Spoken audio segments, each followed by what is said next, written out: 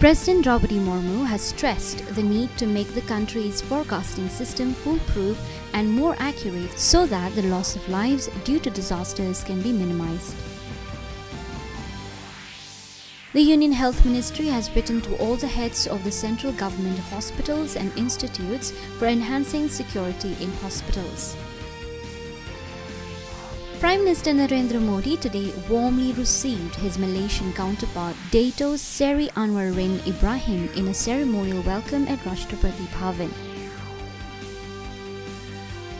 India and Japan will hold 2+2 ministerial dialogue in New Delhi today. Defence Minister Rajnath Singh and External Affairs Minister Dr. S. Jaishankar, Japanese Minister of Defence Kihara Minoru and Minister of Foreign Affairs Ms. Yoko Kamikawa will take part in the meeting. India Meteorological Department has forecasted heavy rainfall over the northwest, west, east and central parts of the country over the next 3 days.